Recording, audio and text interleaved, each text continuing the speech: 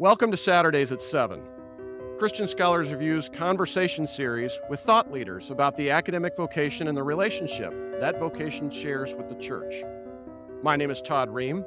I have the privilege of serving as the publisher for Christian Scholars Review and as the host for Saturdays at 7.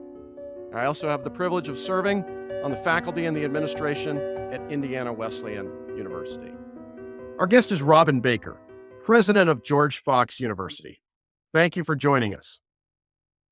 Oh, privilege, Professor Ream. Thank you. Innovation is a term that has grown in popularity in higher education.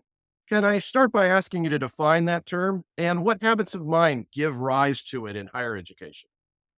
Yeah, it seems to be widely used, of course, and I think it greatly depends on how you define it as to answering your second question. I think for me, it's just the practical implementation of ideas that result in the introduction of new goods or services to a particular audience or the people that you're trying to serve.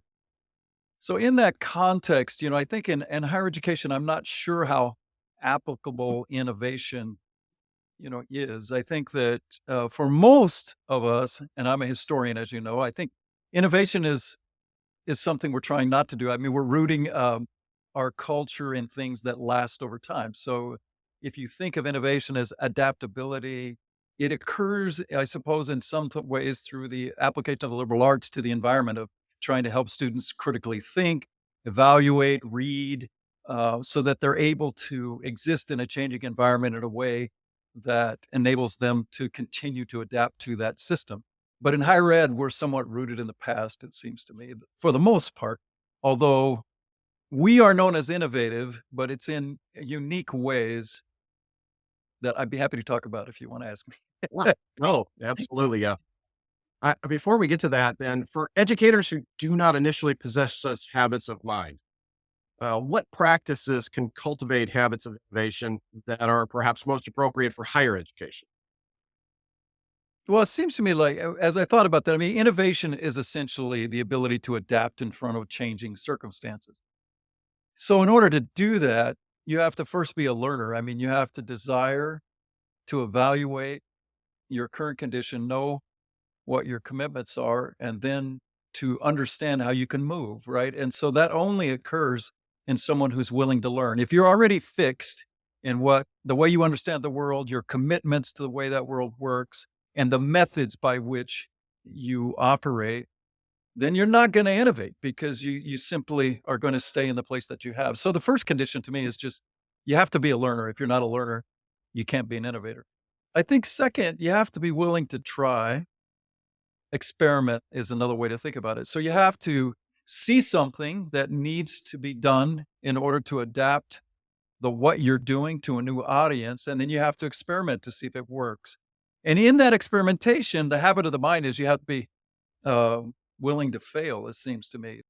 Not everything's going to work. So innovators, I don't know what the actual percentage is, but innovators often fail in their efforts to create a product or a service as they seek to adapt it into a community, but they learn each time they fail. And as they learn, then they incorporate those learnings into a new offering. And so eventually they hit on something that works and moves that system forward. So you might think of it, Professor Ream, in the best of liberal arts worlds, that an innovator has to be someone that's a critical thinker, a learner, is adaptive, and then it takes all of what they learn to create something new as they try to offer it to a community. Yeah, thank you. Now, in terms of different kinds of organizations, then, in what ways, if any, are these habits of mind as exercised in higher ed perhaps different from the habits of mind exercised amongst other nonprofit organizations? Well, it seems to me that higher education is really different from most of the ones, especially in Christian circles that we think about and we often come to mind. So whether it's the Billy Graham Association, the Palau Association, the Bible Project, you have all of these various groups that are essentially they're raising money in order to reach an audience, but they're not really selling anything. What they're doing is serving a population either through evangelism or through offering, food, um, solutions to particular problems that a community might face, like homelessness. Uh, but universities actually we're selling a product. Essentially, we're saying we're going to offer you an education that will prepare you for a future, not only intellectually but also generally for a vocation. So we're in that context. I think we're much more like a for-profit company than we are like most not-for-profits. Although you might find some similarities, like in a Goodwill or Habitat for Humanity, that they actually run services that they sell to gain money in service of their mission. Whereas higher education, though, is still a place that we hate to think of it as sales, but that is what we're doing. We're basically saying to parents and students and graduate students, we have something, education and transformative learning, that we can impart to you in a community process. And in return for that, there is payment that comes. And so that forces us to be a little different, I think, than most not for profits, or at least that's the way I think about it. Yeah. Well, last question along these lines then is, in what ways, if any, can these habits of mind be distinguished from the habits of innovation that are exercised in for-profit organizations? I think the main way that they're different is in service of the mission. So that there are for profits that have community based and service based missions, of course. But higher education, I think uniquely Christian higher education, right, makes a promise that is different than almost everything else. We're basically saying we believe God created the world and he created you for a purpose. And as a result of that, part of what we are doing along with the church is preparing you to be a kingdom builder for God's future kingdom to come. And so our purpose makes our cause an effort different than selling an Apple iPhone or some other type of device. However much might that service product help humanity, we're really talking about forming people if we do our job well and serving what we think of as the kingdom of God. So I think that makes our cause very, very different. And I hope more passionate in service of humanity. When you think about the relationship then that faith and learning share in an environment such as George Fox, in what ways does it impact this particular exercise toward innovation? Does it have a particular sort of bend or orientation that might be found on your campus that's distinct from, say, other campuses? I think it's a hard question to answer. We would see it as unique, meaning that when we're motivated by something outside ourselves, so in this case, by our service of God, it makes innovation or the ability to convey our message to those we're seeking to serve even more important than if we're simply selling a product. Now, there might be other people in secular education that would also share a vital concern about the way in which they view the world. But our telos, our purpose, right, drives us in ways that are different. So that I often think you'll remember the New Testament when the Apostle Paul is asked a similar question about the gospel. And he says, I become all things to all people so that some might come to know Jesus. That's an innovation statement, right? He's basically saying, I'll adapt my method depending on who the audience is so that I might reach them. And it's going to change at times. And that's okay because the method is not the mission. And I think in higher education, a place like Christian higher education, the way faith differentiates it is that we don't care as much about the method as we do about the mission. And so for us, the focus is actually our pursuit of Christ and the kingdom of God. And as a result, we can continually innovate and modify the method and enable it to reach new audiences and reach our current audience more effectively. Thank you. I want to shift gears and talk about a few biographical details now, if we may.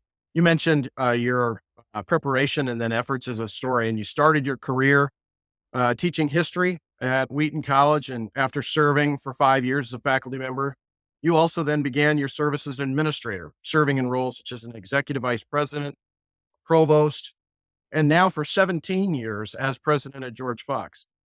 What factors then led to your acceptance of history? Go back to that beginning point. History as a vocation. Yeah, I don't know, Professor Ream, that I thought about it as a vocation initially, obviously. My father was a high school history teacher and a coach.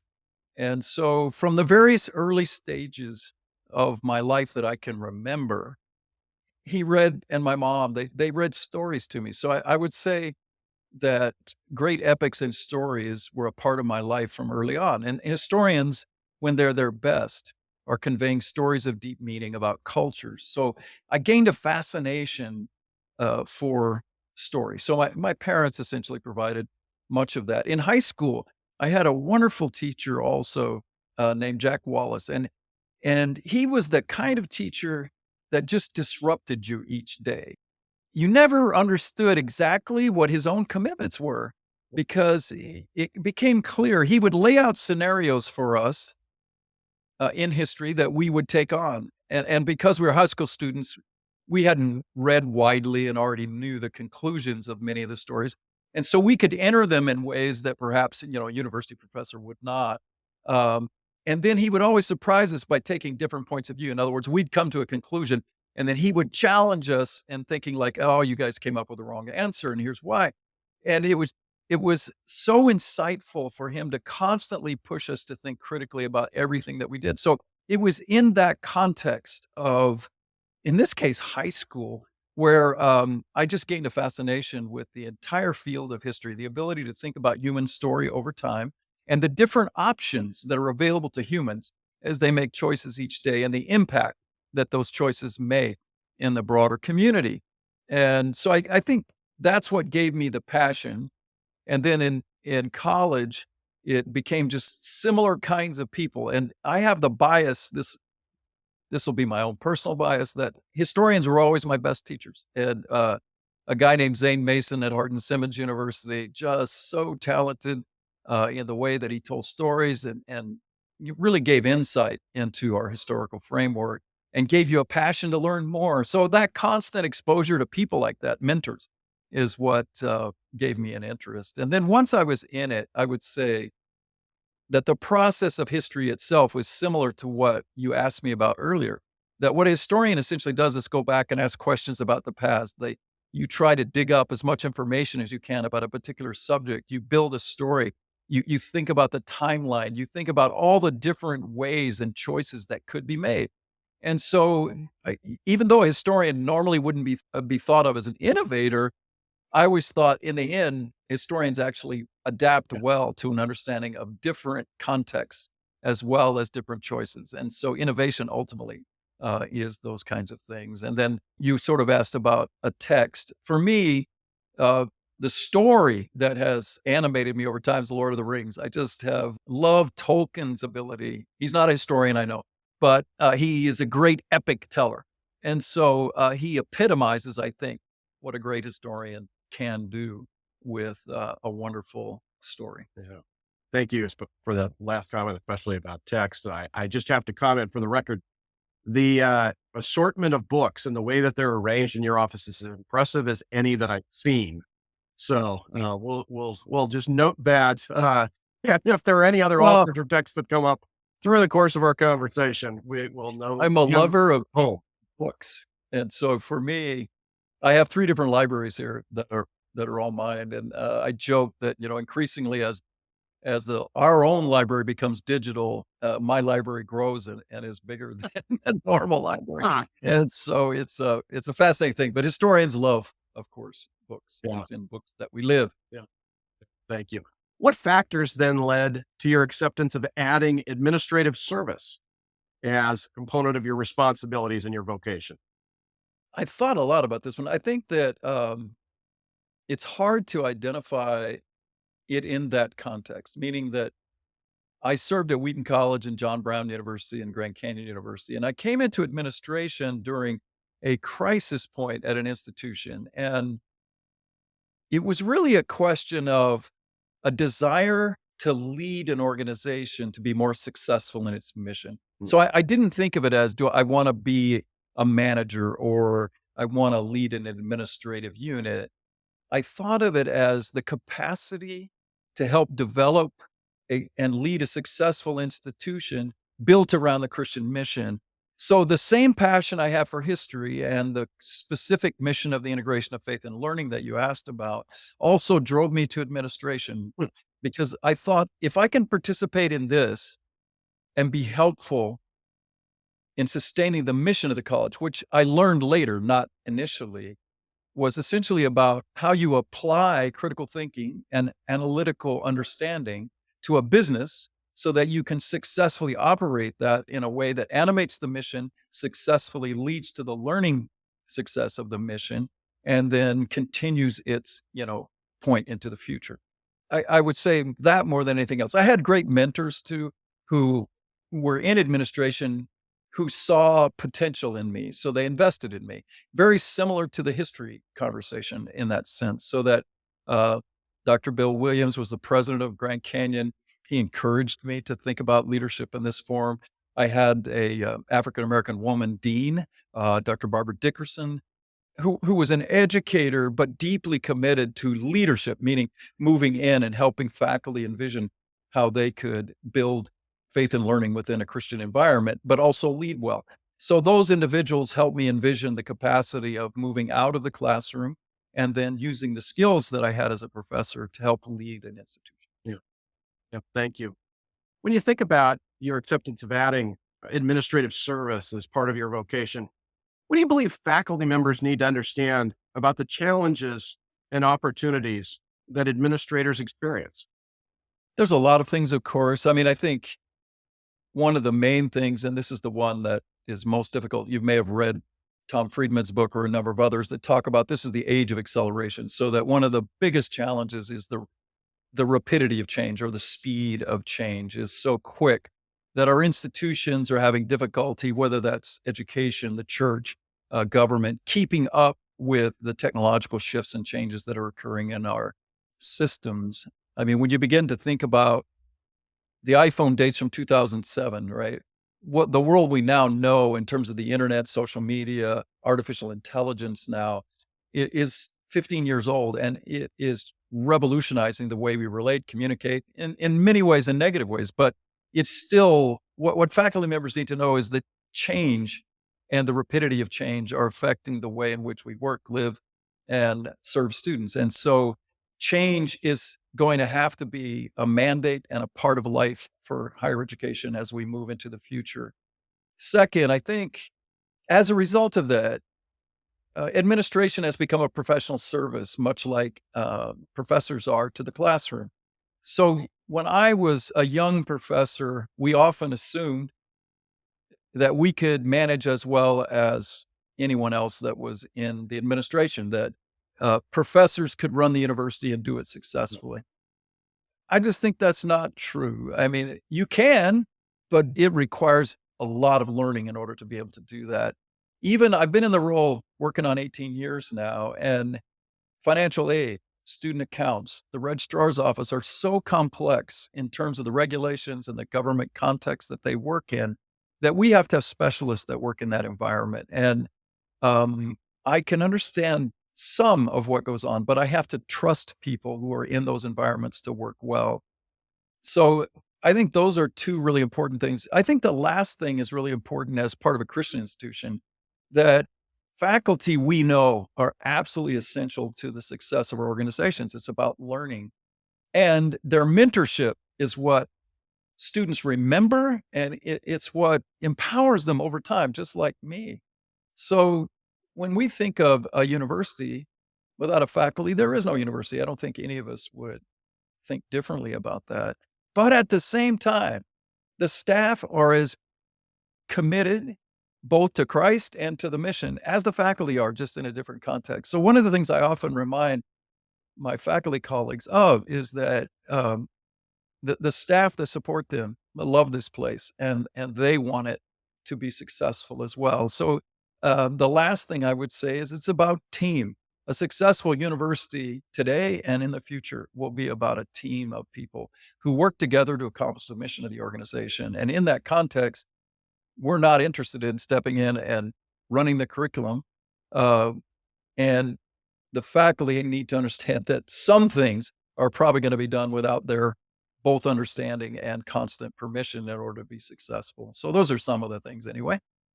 And perhaps the reflection here might be comparable in nature, but for administrators who begin their service via callings other than, say, a commitment to the academic vocation, what do you believe they need to understand about the challenges and opportunities that faculty members experience and face? Oh, that's a great question. I do think it's similar, right? It's about understanding. I mean, frankly, there's competition that occurs back and forth, right, in terms of staff versus faculty, administrators versus faculty, and presidents versus faculty. So you just honestly have to understand that in a situation where you're building a university, people have unique perspectives that they bring, and as a result, they often are at odds as to what they think the future should be. And I think that's true. But by the same token, faculty love the students they work with for the most part, and they're deeply committed to the profession that they're in, or the you might say the discipline that they're in. And they're seeking to prepare people really well academically, but they also are engaged in spiritual formation in ways that is meaningful. And I think that distinguishes them from their secular colleagues. Again, there are many secular individuals who are trying to be transformative in their work, but I think it's unique within a Christian mission because there's a common cause that's shared by all. And so I think staff sometimes have to be reminded of that. And I think the work that the faculty do, they're not here 8 to 5, they work differently. And so sometimes we view them as like they're here 3 hours a day and then they go home. Well, as you know, that's just not true. I mean, when I was a faculty member, it required many, many hours outside the office to prepare for a class, to engage students, to grade, not counting all the coffees you had, the time you had office hours. So faculty just work differently. And I think that's an important way that staff could more deeply understand the faculty mission, to understand that they're as deeply committed as they are and that their work's just different. But because it's different, it makes it even more valuable in some ways because when students, I'm sure it's the same for you, when we do interviews of alumni, they almost always cite a faculty member that made a huge difference in their life. And oftentimes it's not in the classroom, it's through an office hour, a coffee, a time of engagement in the community that a word here, a prayer there, that just was the right moment for that student that helped them see clearly what God wanted them to do, and it's made a huge difference in their life. So again, I think it just goes back to you always have to remind people it's a team, and the team's made up of different kinds of players all doing their best to accomplish the mission. And when you have that environment, you can be really successful. For faculty members, then, who may be discerning whether the acceptance of adding administrative service is part of their vocation and how it's evolving, what advice would you offer? Well, at first, I think it's more fun than you can imagine if you view it as a place to bring change and not just change for change's sake, but change to serve the mission and the students more effectively. So it can be an environment that is different than the classroom, meaning that it's not one that you control. Often in the classroom, you define the syllabus, you often select the reading assignments, you're considered the expert in some ways. And so when you design a classroom experience, there's a sense of your expertise that helps accomplish the mission of that effort. Administration is unpredictable. And so I think one of the really exciting things that you can view it as just a new learning opportunity. And that's how I see my role in its best form is that I get an opportunity to work with people who have skills in very different ways than I do.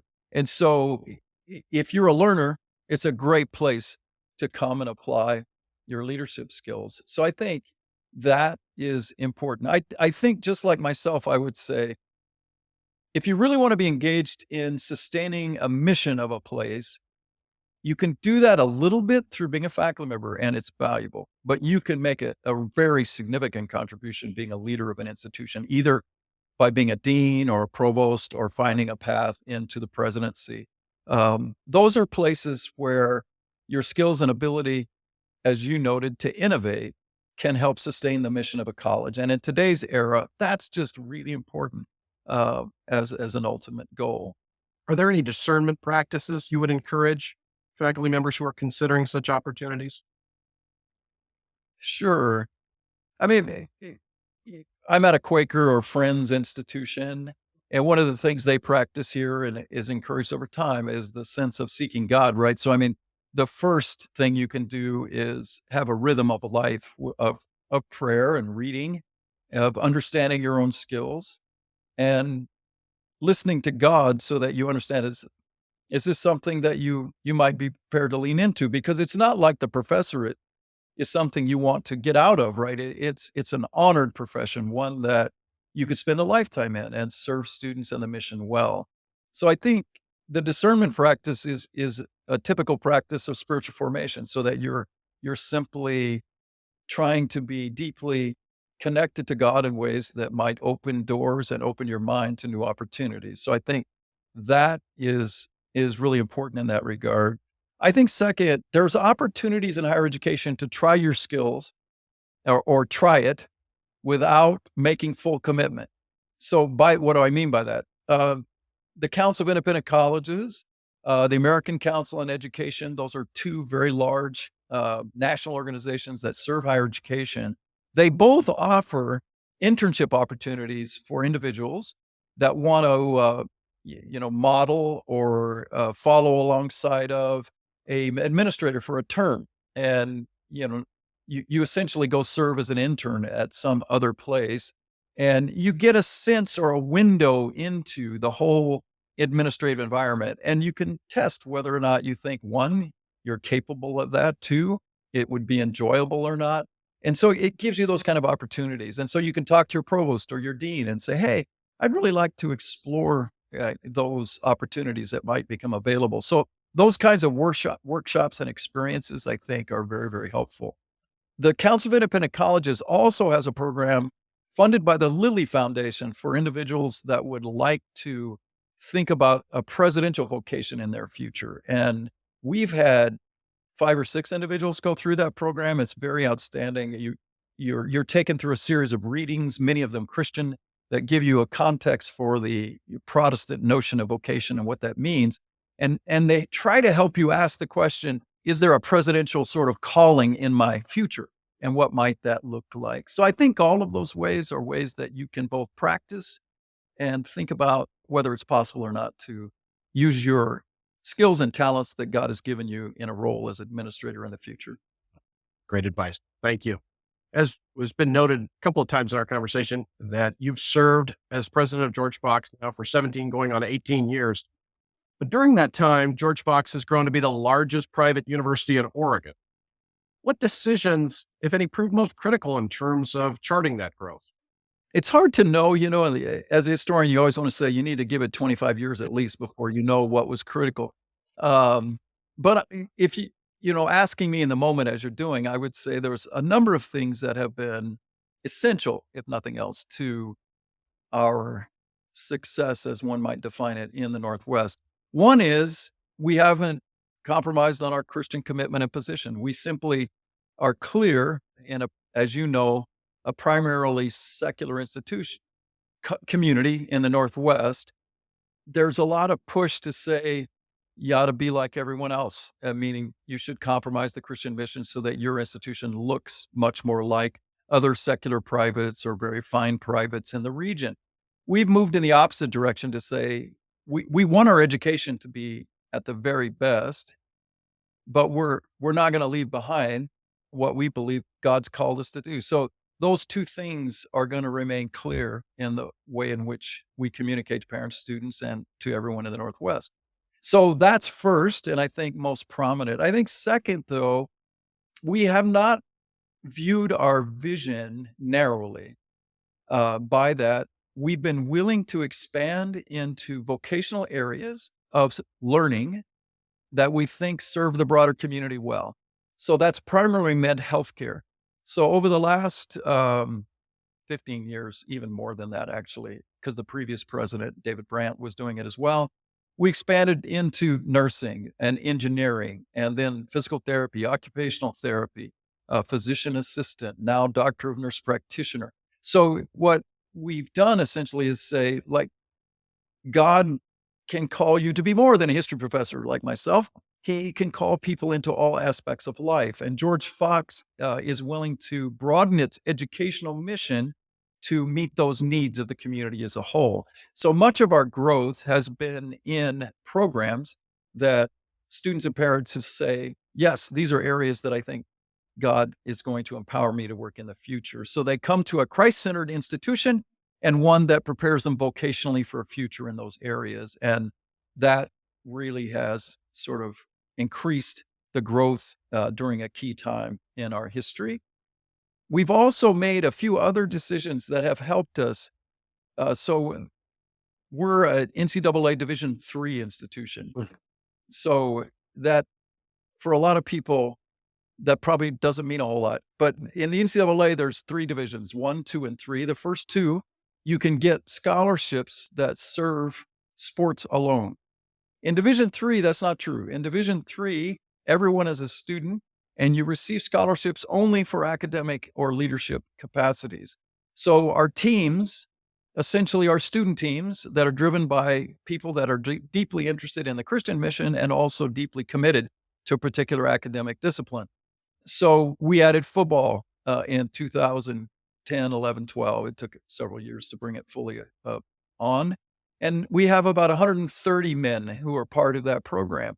And they achieve academically along the same lines as the rest of the student body. They are involved and engaged in spiritual activity throughout the institution. So they're on mission. And football basically gives them another reason to experience a place like George Fox University.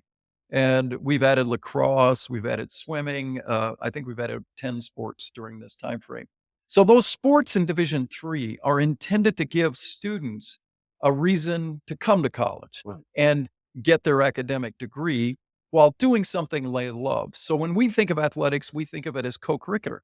And it has worked wonderfully actually at our institution. So I can't think of a better decision we've made in that context to help strengthen the community and its economic viability with the addition of the athletic program. So those would be 3 areas that have really made a huge difference in the growth of the institution over time. one of George Fox's commitments to students, perhaps one of its mottos that it cherishes most prominently, is being known. So, as this growth has then occurred, what decisions needed to be made so that that commitment could at least be maintained, if not perhaps also be advanced or enhanced? I appreciate the recognition, and it's one of those things. It really began in 2007, 8, and I think led by a gentleman named Rob Westervelt and a number of other key marketing people at the university. They would say that they recognized the strength of the institution, and then they marketed it, and it became known as the Be Known Promise. And it's really a promise that you'll be known by someone at the institution, not necessarily the president. I do not know all the students, and as we have grown, I know fewer, as you probably know.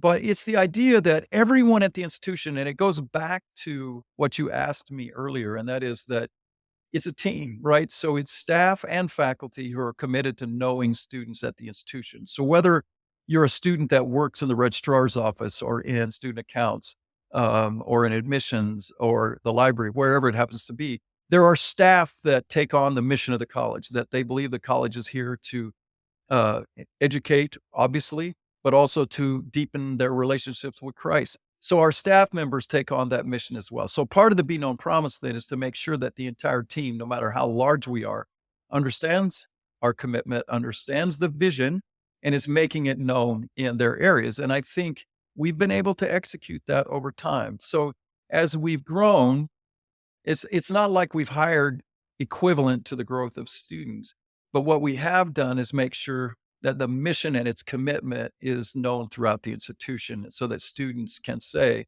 I feel like this mission, this commitment of being known is animated throughout the institution. So I would say that more than anything else. It's interesting, Professor Ream, as after COVID, just like a lot of other institutions, we started online work. We didn't do online on the undergraduate level before COVID. And so right now, 50% about of our general education program on the undergraduate level is taken in online by students who are in residence. Now, the class size, as you probably know, in the online environment is higher, and the engagement is totally different. And so one of the concerns we had at the time was like, would our online effort fulfill the promise of the institution that you're describing? We survey the students every term that are in the online courses to see how they feel about that. And thus far, they are feeling known equivalently in the online versus the in-person classes. So we felt encouraged by that. So it's not always about what you may think, meaning that you have to have a 1 to 10 ratio or a 1 to 15 ratio. I think it's more about how you animate the mission within the institution, and that's become important as well. Thank you. As professional programs were added and became part of that, and you just mentioned general education here, and one of the usually the considerable component of that is the liberal arts. In what ways did the relationships between those professional programs and the liberal arts change, if at all? No, I think it has changed. I mean, I would say transparently that it's working itself out continuously, and it's not finished. I don't know at Indiana Wesleyan how this is working out in your community because I think your institution would be similar to ours. It's true that if you look over the last 15 years, the majors in the liberal arts they're in severe decline, meaning that historians were about 1/3 number of history majors as we were in 2010, for example. So in my own profession, fewer students are choosing that profession as their future. And there's probably a lot of reasons for that, but nationally, as you know, that's true as well. So one of the things that's happened at George Fox that I'm sure is characteristic of many other places is that, the liberal arts are struggling. They have a passion for history, political science, English, all of the commitments they have in those disciplines and what they can offer to humanity. But we live in an environment where the increasing high cost of higher education is leading parents and students to encourage other types of major choices, which usually have to be professions. So I think it's just important to recognize that the reality of the marketplace, as we might term it, and the experience of the university are to some extent in challenge when it comes to the liberal arts. So the reality is what you said, that the tremendous value that the liberal arts offer generally to the institution at this point is through general education. And our particular group has taken on the challenge that happens very few times, as you may know, in higher ed. They reformed the entire general education package 3 years ago, and they built the new general education package on a common experience and one that's based on virtue. And so they tried to ask the very questions that you're talking about. And the fascinating thing is at George Fox, the effort to change the general education program was led by an engineer with a lot of humanities people on the committee, but the engineer actually was at the forefront of it. So I would say one of the things that it has led to is an increasing collaboration at George Fox at least, between professional faculty and liberal arts faculty.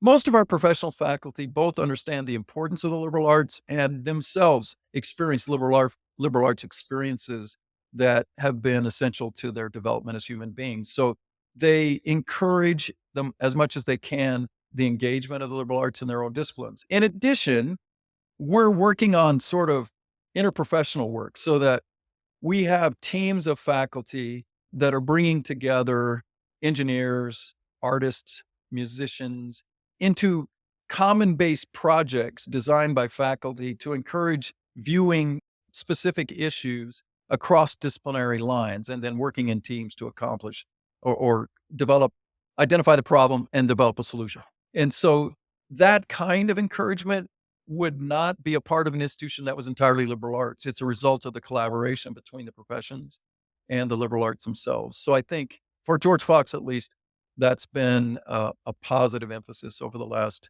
10 years or so, without de-emphasizing the fact that there's still a lot of angst within the liberal arts because of the changing environment that we certainly now face.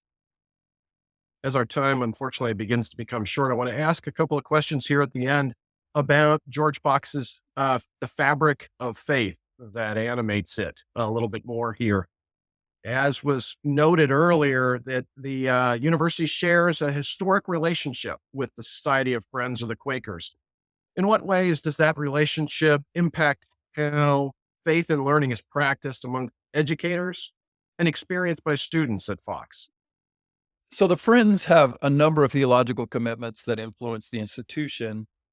one of the observations that I would make more generally about our current society is we're moving away from denominations. And so the at least in the Northwest in particular, we're moving much more towards Christianity in common than we are the uniquenesses that denominations share. But having said that, there are a number of things that probably are played out at George Fox in the classroom as well as between members of the community. One is that friends believe, and this one is much more common at George Fox, that decisions are best made together. It's called consensus. So that instead of operating by Robert's Rules of Order or operating in a hierarchical form, that does happen, but you're encouraged to think of it much more in terms of what does the community hear? And it's in the sense that anyone in our community can hear the voice of God. And so the emphasis is on listening in that set. So when you're making a choice, can you come together in a community, all sharing the problem and the solution, and then agreeing on a way forward? So it's a little different way to think about the world, which is focused on the fact that everyone can hear the voice of God. So that's, I think, one unique way, and that works in the classroom as well. I think, too, for us, women and men, as a result of what I just said, can hear the voice of God equally. So at George Fox, we've had a woman as a university pastor until this past year for, I think, 20 years in a row. So women in ministry in particular are honored at George Fox in ways that they may not be in other Protestant traditions. And that plays out both in the classroom and in the theological components of the institution. A woman is chair of our theology department. So viewing women and men in equal terms before the throne of God, I think, is a unique Friends contribution. And also it plays out specifically in the institution as well. You also see direct evidence of what's called the Friends generally have a peace testimony, meaning that they do not believe God encourages followers of the way to kill either secular or believers in his name. So Quakers have been most often pacifists because they believe Christ's call is dynamic, that you should not kill someone from whom Jesus has died. So the peace testimony plays a really important role within the community as a whole, either through the articulation of what that may mean in conflicts, but also the way in which we treat each other. Because it doesn't have to be just in the physical killing of someone, but the way in which you treat each other in social media, in person, and within the community as a whole. I think the last thing I would mention is the Friends are committed to the notion that the light of God resides in everyone. So He's created us all. As a result, they have a different sort of understanding of the kingdom of God, that it's wider, I suppose, in some ways. So we invite people into the institution that may not view our theology in the same way, but we're here to serve them. So we have a deep commitment to Christ, to all of the things, Scripture, the resurrection, that would be common among evangelicals, but we would invite people in such a way that we hope is hospitable to all. So those 5 things, I hope, would be ways in which people would see the Friends mission animated at George Fox. One last question then before we go is, as George Fox strives to live out its mission and with these theological ideals as part of how it understands itself, in what ways, if any, or is the church and the university dependent upon one another? You mentioned the church also changing rapidly right now in terms of denominational loyalty, but what kind of relationship do they share, and in what ways are they dependent upon each other? In a variety of ways. So first, I mean, we're owned and operated by the Friends community. So there's a close tie. Our board of trustees has to be over 50% from the Friends denomination. So just in terms of formal relationship, there's a formal relationship between the church and the college, because the church formed the college to prepare people to be in the church and in the world, right? So there's a sense in which that mission is still a vibrant part of the church, and therefore they really seek to be a dynamic part of its future. So I think that's important to recognize. But beyond that, this past week, in fact, was what I think of as Church Week in chapel. So I take Tuesdays, and it's Tuesday, Thursday for us. On Tuesday, I preached essentially on why the church is significant for the future of the kingdom of God. And then on Thursday, we brought in 5 of the leading pastors from Portland area churches and asked them to talk about what they saw as the future of the church. And then I actually had one of our students stand on our quad and interview students as they came out of class and ask them, what do you think of the church and where do you think it's going? And so I tell you that story only to say, we think it's absolutely essential that God is working through the church. He always has worked through the church. And our purpose is to prepare people for that, for a vocation for sure, but they're going to serve their calling out through a body of believers who are going to encourage them, empower them, and help them focus on what God's doing in the world. So the university is a dynamic partner with the church in the future of God's kingdom and building his kingdom in the world. And that's a very diverse place that is committed to Jesus. So we hope to model what that can look like and then encourage students to build a church in ways that are going to reach new people for Jesus. So I think hopefully that's I was so encouraged by listening to the students get interviewed because they could say whatever they want, right? And they generally said really positive things about how they envisioned their engagement with the church. In contrast to what might be in the New York Times, for example. Thank you. Our guest has been Ream Baker, president of George Fox University. Thank you for taking the time to share your insights and wisdom with us. Yes, sir. I really appreciate it. Thank you. Thank you for joining us for Saturdays at 7. Christian Scholars Review's conversation series with thought leaders about the academic vocation and the relationship that vocation shares with the church. We invite you to join us again next week for Saturdays at 7.